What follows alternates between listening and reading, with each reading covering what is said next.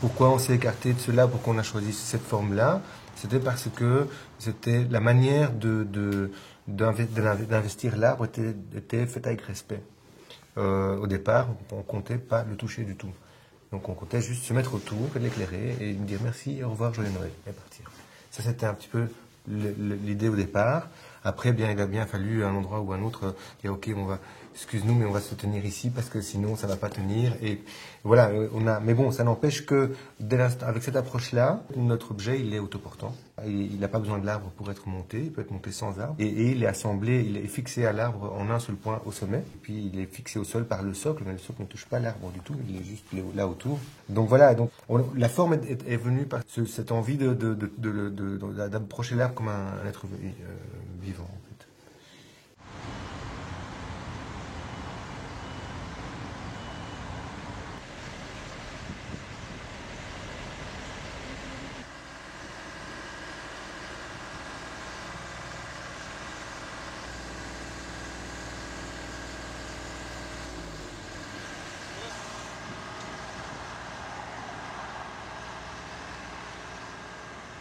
On voulait être dynamique avec l'éclairage, d'être break with the past, tu vois.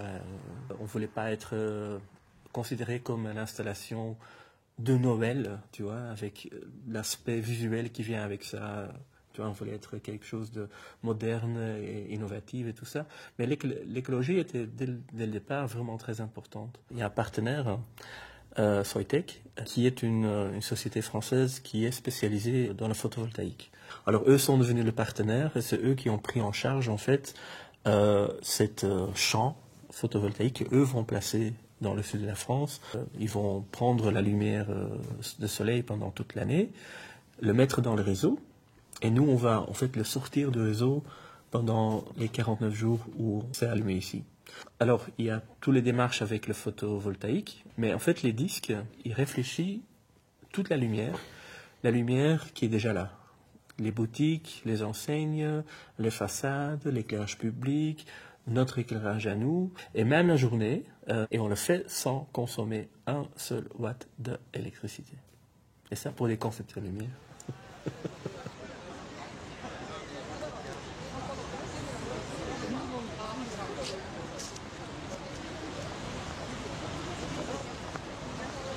ASP Blue Square est une société spécialisée dans les techniques audiovisuelles, dans le spectacle, l'événementiel. Là, on installe des lampes LED et du matériel finalement d'éclairage et de décoration. Nous garnissons 200 arbres sur le bon millier ou 1200 arbres qu'il y a sur les Champs-Élysées. Voilà. Ça est le plus intéressant pour notre part, donc le côté technique dans le concept, c'est le développement du réseau d'information, puisque tous les 200 structures installées doivent être contrôlées à partir d'un endroit. Donc ça, voilà, donc on a fait face à des difficultés techniques vu l'étendue du chantier, puisqu'il fait 2 km 200 de long sur deux côtés. On n'a pas le droit de traverser les Champs-Élysées avec des câbles. Donc pour avoir une information instantanée sur l'ensemble du chantier, sur les 200 arbres, on a dû développer un réseau de fibre optique. Et ce réseau de fibre optique est capable de nous emmener l'information dans les deux sens, les deux côtés, vraiment instantanément, à la vitesse de la lumière, puisque c'est de la fibre optique. Voilà.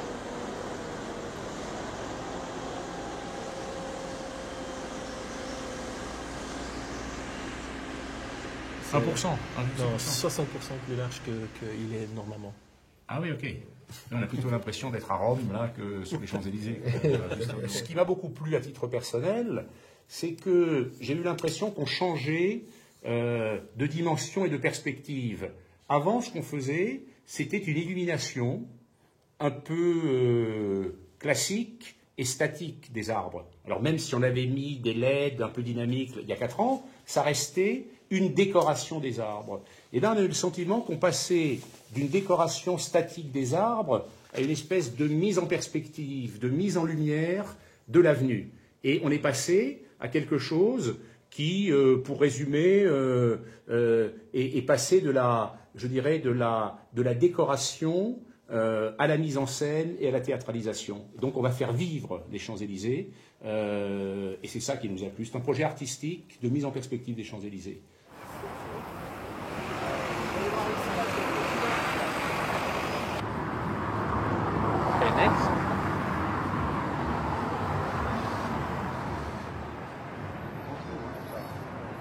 Alors, on a des gammes de couleurs qui sont un peu saturées, on a des gammes de couleurs qui sont dans le pastel, et en fait, on les met un peu ensemble dans une journée. Ça, c'est par exemple quelque chose qui va tourner pendant une dizaine de minutes, comme ça. Ouais.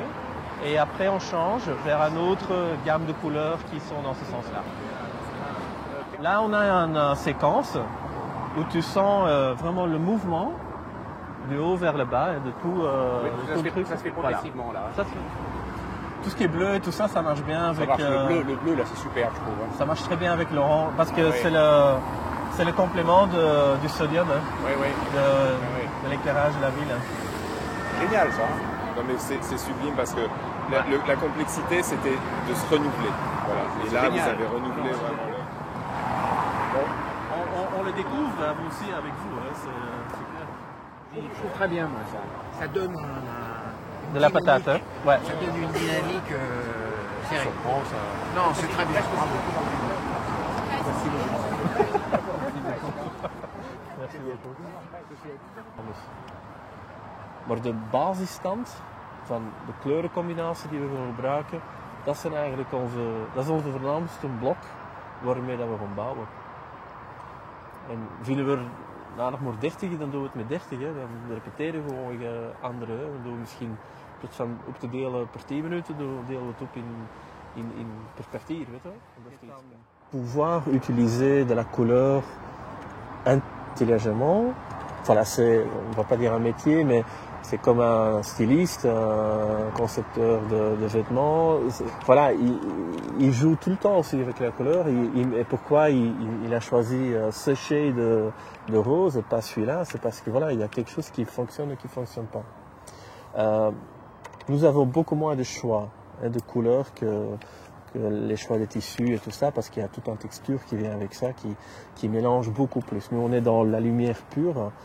Et on n'a pas autant de choix qu'un styliste pour mélanger. Notre intention de vraiment utiliser la couleur sur les Champs-Élysées, oui, voilà, ça on savait. Comment vraiment l'appliquer, ça c'est quelque chose qui graduellement devient la réalité. C'est comme le peintre, il commence avec son tableau et son truc, il commence à essayer, oui, ça marche pas, oui, ça marche pas. Et à un moment, il a une palette de couleurs qui fonctionne pour lui.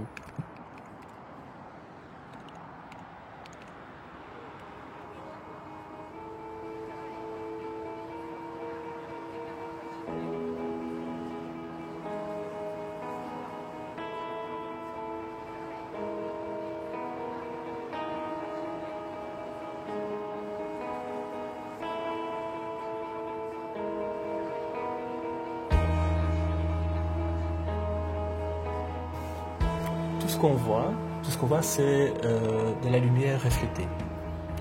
Et ma définition va plus loin, c'est que, allez vous, je vous vois, mais je ne vous vois pas vous, je vois la lumière qui est reflétée sur votre peau, sur votre visage, sur votre vêtement, et ça rentre dans mes yeux, c'est interprété par mon cerveau comme une réalité.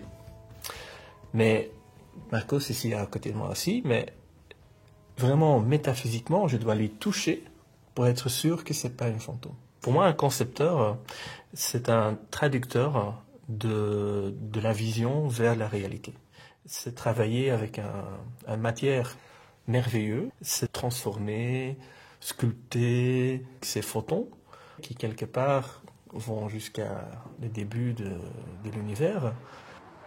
Moi, je suis scénographe. Lui, il est light designer, il est concepteur de lumière. Et donc, moi, je suis plutôt orienté sur la mise en forme et l'investissement de l'espace. Et Kurt, il est dans la même chose, mais plutôt comment éclairer et pourquoi éclairer et comment ça peut fonctionner. Et donc, en fait, la somme de nos deux apports fait que les choses peuvent exister. Il n'y a jamais une seule chose qui est la matière primaire. Je pense que c'est les trois éléments, c'est on va dire l'organique, l'arbre.